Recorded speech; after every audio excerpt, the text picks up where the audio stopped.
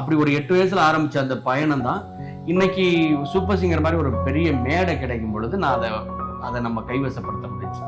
இல்லைன்னா திடீர்னு நம்ம நான் நேத்தை பாட்டை கத்துக்கிட்டு இன்னைக்கு ஏறி இவ்வளவு ஃப்ரீயாலாம் நம்மளால ஆடி பாடி பண்ண முடியாது இல்லையா? நாங்கள் பல நேரங்களில் நினைப்போம், என்னோட குடும்பத்திலையும் சரி அவரோட குடும்பத்திலையும் சரி பொருளாதார அடிப்படையிலையும் சரி இல்லை ஒரு அடையாளத்தோட அடிப்படையிலையும் யாருக்கு ஒரு இது கிடைக்கல.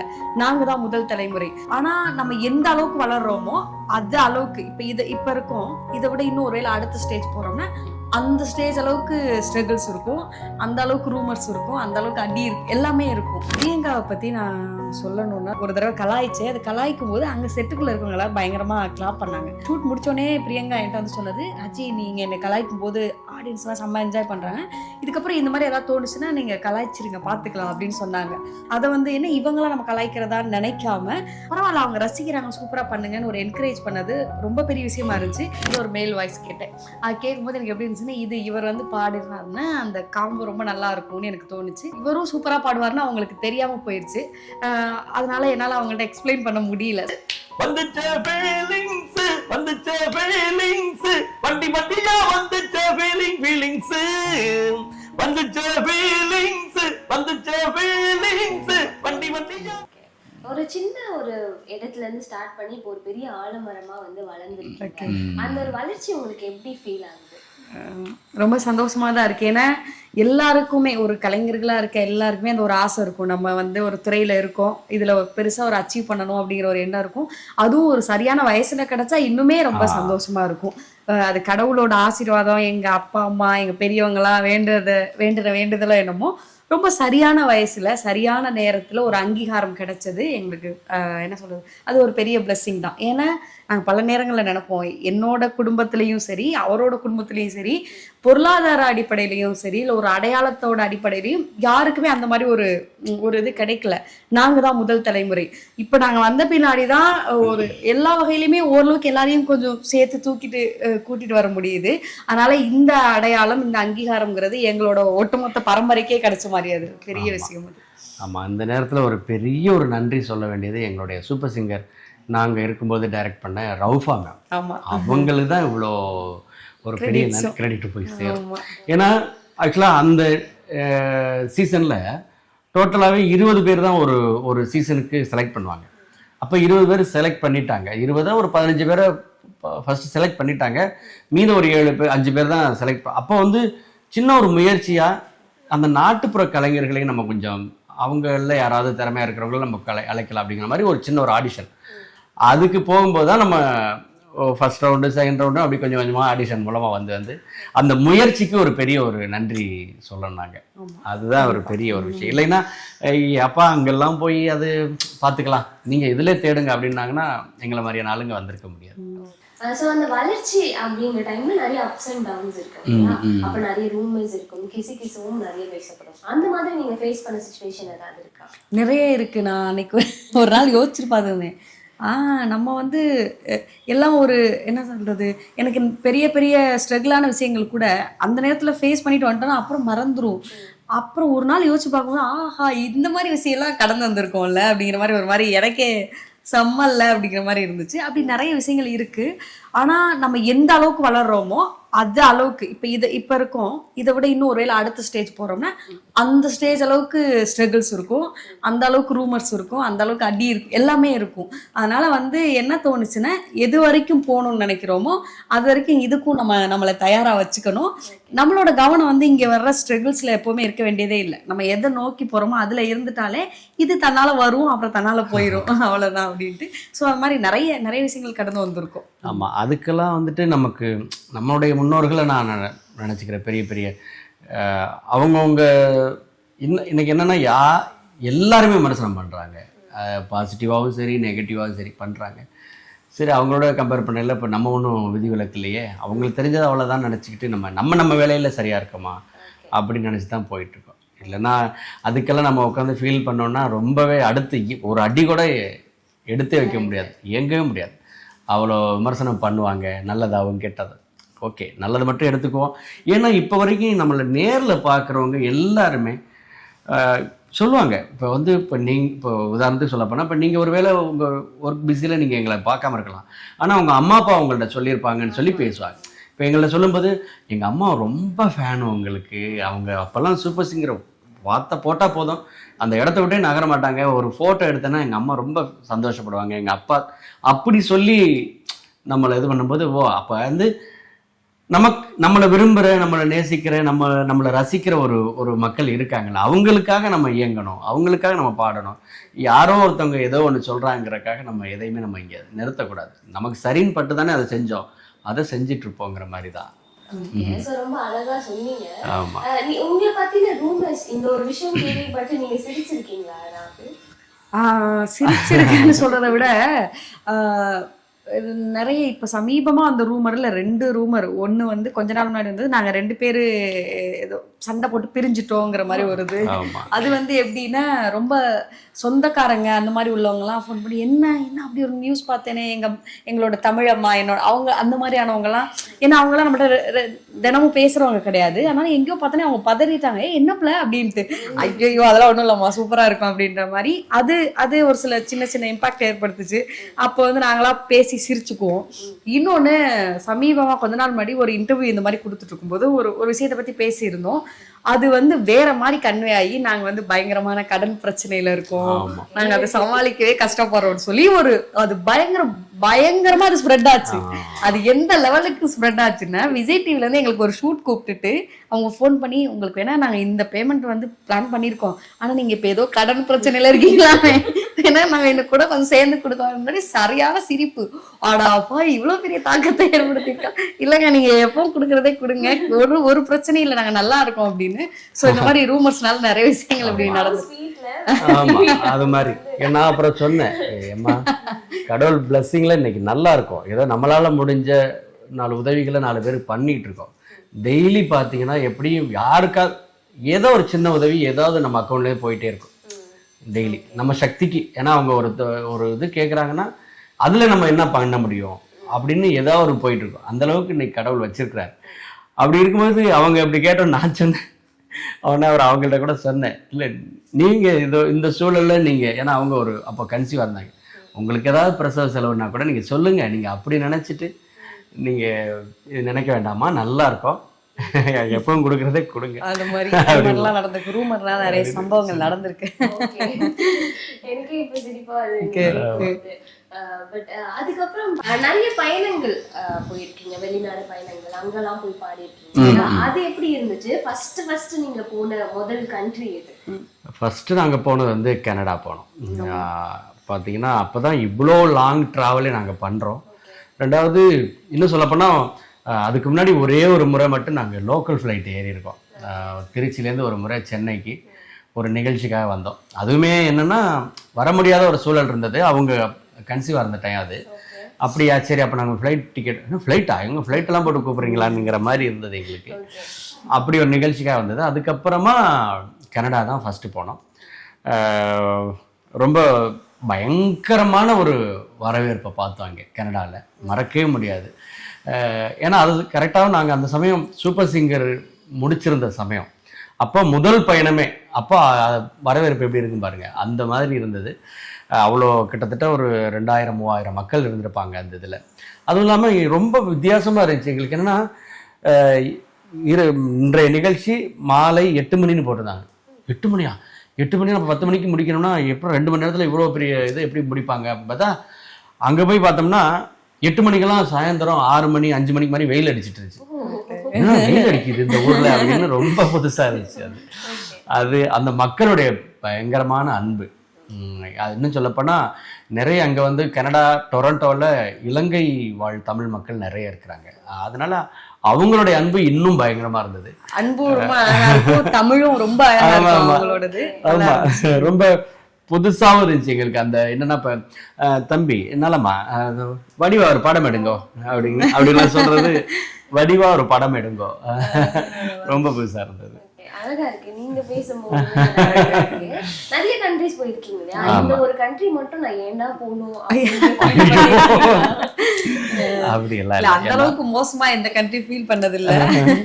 எல்லாமே ஓகே தான், நல்லபடியா போயிட்டு வந்திருக்கோம். ஆமா அந்த மாதிரி இல்லை. ஆனா எல்லாமே ரொம்ப ரொம்ப நல்லா ஏன்னா அது என்னவோ உள்ளூர்ல இருக்கும்போது கூட அவ்வளோ இதா நம்மளை கவனிப்பாங்களா, நம்ம மேல அவ்வளோ அன்பு செலுத்துவாங்கன்னாலும் தெரியல. ஆனா வெளிநாடுகள்ல போகும்போது அவ்வளோ இதா கேரிங்கா பார்த்துக்குவாங்க. இன்னும் சொல்லப்போனா இப்போ அமெரிக்காலாம் போகிறோம்ல, அமெரிக்கா, லண்டன், அது கனடா, இங்கெல்லாம் போகும்போது அவங்க வீட்டில் தான் நாங்கள் தங்குறோம். அவங்க வீட்லேயே ஏன்னா அங்கே தான் நம்ம ஊர் ஃபுட்டு கிடைக்குது. அதனால் நீங்கள் ஹோட்டல்லாம் சாப்பிட்டு சரியாக சாப்பிடாம கொள்ளாமல் உடம்பு கெடுத்துக்காதீங்க. நம்ம வீட்டில் உங்களுக்கு என்ன தேவையோ, இது நம்ம வீடு, நீங்கள் இங்கேருந்து கிளம்பி போகிற வரைக்கும் நாங்கள் பார்த்துக்குவோம் அப்படின்ட்டு அவ்வளோ கேரிங்காக பார்த்துக்குவாங்க. ஃபர்ஸ்ட் மூவில ஆரம்பிச்சு இப்ப புஷ்பா வெற்றிகரமா போயிட்டு இருக்கு. புஷ்பா 1 இருக்கட்டும் 2 இருக்கட்டும் ரெண்டுமே செம்ம ஹிட், எல்லா சாங்ஸுமே. சோ அது உங்களுக்கு எப்படி ஃபீல் ஆகுது? ஃபர்ஸ்ட் மூவி, அந்த மூவில பாடுனது உங்களுக்கு எப்படி ஃபீல் ஆகுது?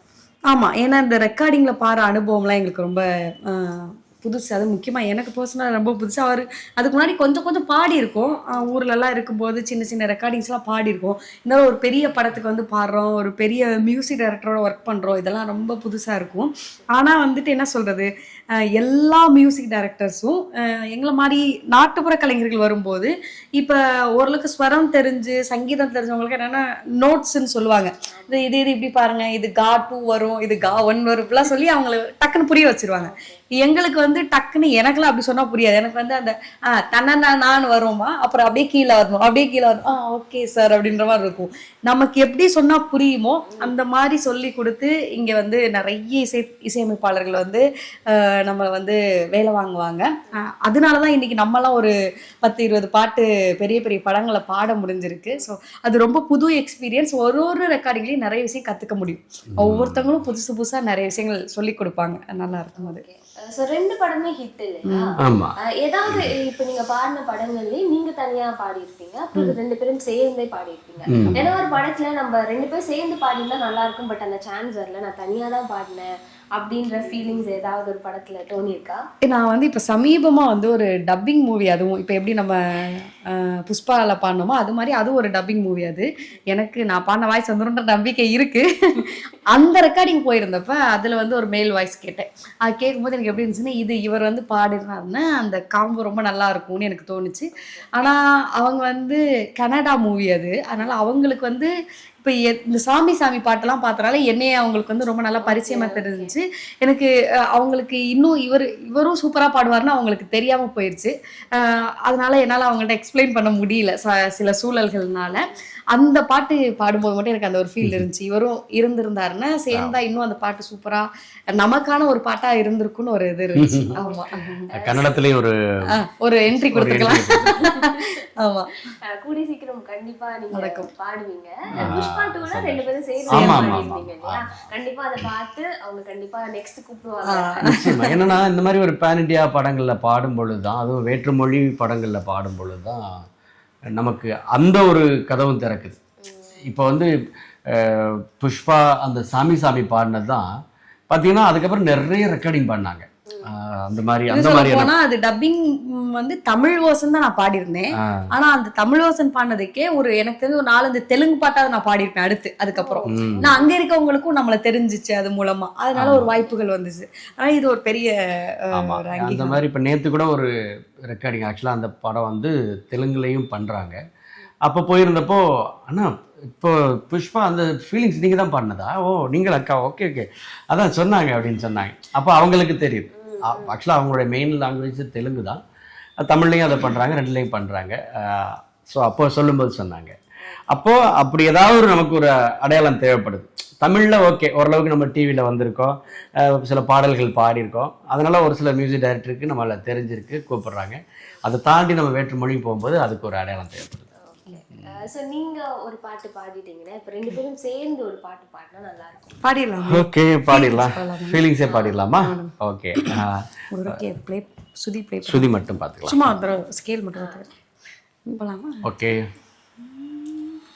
6க்கு ஒரு வாட்டி, 7க்கு ஒரு வாட்டி, 10 மணிக்கு பக்கம் ஒரு வாட்டி, படுத்தா ஒரு வாட்டி, முழிச்சா ஒரு வாட்டி, கனவுல ஒன்ன நினைச்சா ஒரு வாட்டி, கையை தொடும் போது ஒரு வாட்டி காலுரசும் போது ஒரு வாட்டி கட்ட முடி மிஸ்ஸப்பட்டா ஒரு வாட்டி வந்துச்சே ஃபீலிங்ஸ் வண்டி வண்டியா வந்துச்சே ஃபீலிங்ஸ் வந்துச்சே ஃபீலிங்ஸ்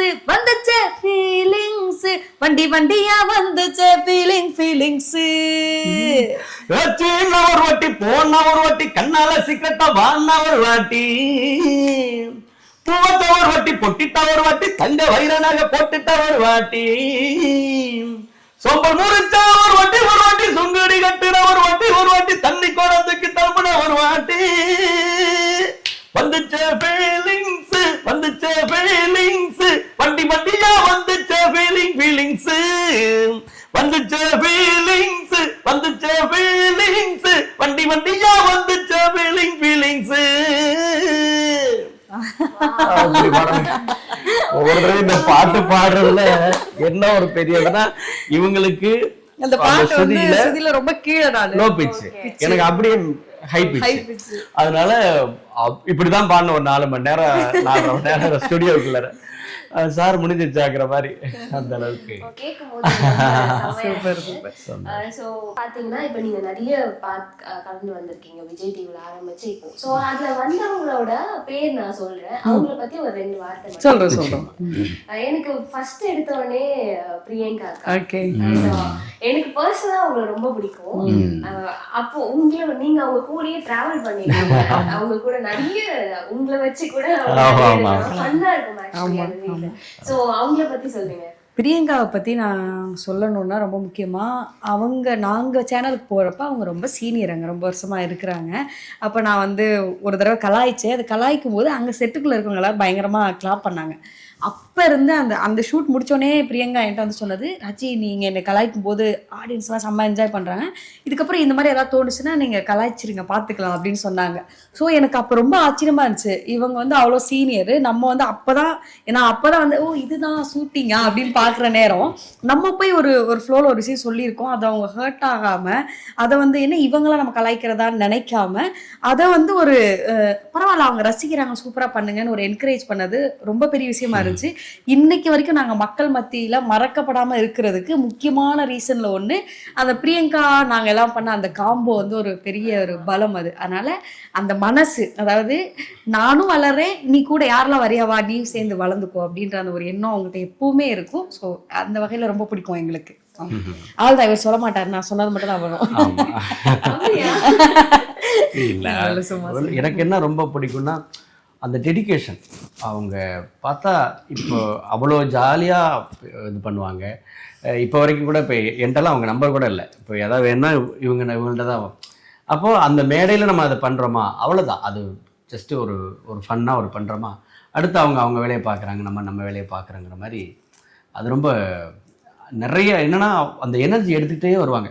ராத்திரி இப்போ வந்து நம்ம பார்க்குறோம்ல டிவியில், அது வந்து காலையில் எடுக்க வேண்டிய அந்த இன்ட்ரோவே நைட்டு எல்லா ஷூட்டும் முடிஞ்சதுக்கப்புறம் அப்போ தான் ஒரு 12:30-1 மணிக்கெல்லாம் எடுப்பாங்க. 2-3 மணிக்கெல்லாம் கூட அப்போ எடுப்பாங்க. அந்த இன்ட்ரோ போயிடலாம் அப்படின்னு. அப்போ தான் ஹாய் மக்களே வணக்கம் நம்ம வந்து பார்த்துட்ருக்கோம் அப்படின்னு அவ்வளோ எனர்ஜியை கொண்டு வருவாங்க. என்னடா அது, அதாவது போய் எப்படா விட்டா போதும் போய் தூங்கலான்னு நினைக்கிற நேரத்தில் அவங்க அவ்வளோ எனர்ஜியை கொண்டு வராங்களேன்னு அது ரொம்ப ஒரு பாசிட்டிவாக இருக்கும். ஓகே, ஸோ ரொம்ப அழகாக சொன்னீங்க. Next Rofa ma'am. எங்க வாழ்க்கையில வந்து சரி இவரே சொல்லட்டும், மறக்க முடியாத ஒருத்தங்கன்னா அது மேம் தான். ஆமா, எங்களுடைய என்ன சொல்றது ஒரு காட் மதர் அவங்க. அப்படிதான் நாங்க சொல்லுவோம். இப்போ பாத்தீங்கன்னா எங்க வீட்டுல அங்க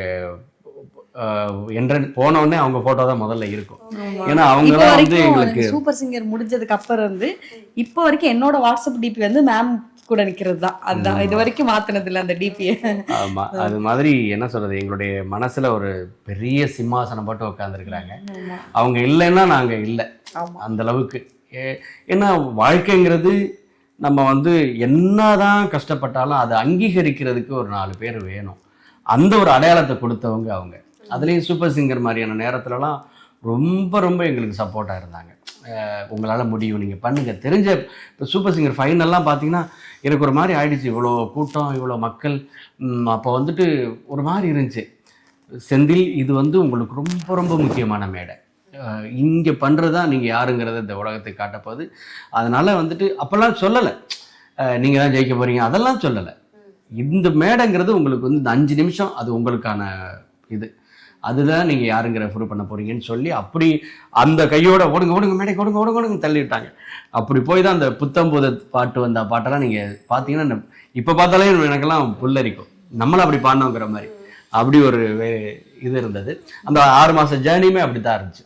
ஒவ்வொரு முறையும் இந்த பிள்ளை கரெக்டாக ஷூட் முடிச்சோன்னே மேம் எனக்கு ஒரு மாதிரி இருக்கு, எனக்கு பயமா இருக்கு மேம், எல்லாரும் சங்கதி போடுறாங்க, ஆலோசனை பண்றாங்க, எனக்கு ஒண்ணுமே தெரியாது மேம், ப்ளீஸ் மேம் எலிமினேட் பண்ணிருங்க மேம் சொல்லிட்டு எப்போ பார்த்தாலும் அவனை அழுதுட்டு போய் இந்த ஸ்கூல்ல ஸ்டூடெண்ட் வந்து லீவ் போடுவேன்னு சொல்லிட்டு போய் நிப்பாங்களே, அது மாதிரி நான் போய் நின்றுட்டே இருப்பேன்.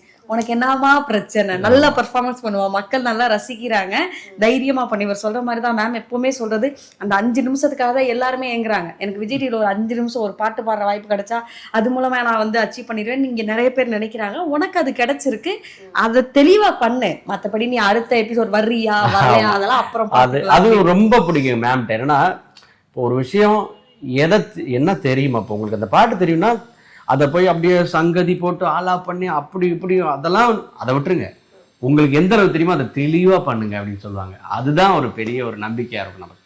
அந்த மாதிரி வந்து தான் மக்களுடைய பெரிய ஒரு அன்பு அதை ஓட் மூலமாக கொடுத்தாங்க. இன்னைக்கு ஒரு அங்கீகாரம் கிடைச்சிது. ஸோ அதனால் மேம் வந்து எங்கள் வாழ்க்கையில் ரொம்ப ரொம்ப ரொம்ப மறக்க முடியாத மரியாதைக்குரிய ஒரு பர்சன் தான். அவங்களுக்கு ஒரு முதல் இடம் உண்டு எப்போவுமே. ஸோ நீங்கள் சொல்லும் போது எனக்கு அந்த எமோஷனல் இன்னொரு பர்சன் எல்லாரோட லைஃப்லையும் ஒருத்தவங்க இருந்தா கண்டிப்பாக நிச்சயமா நிச்சயமா.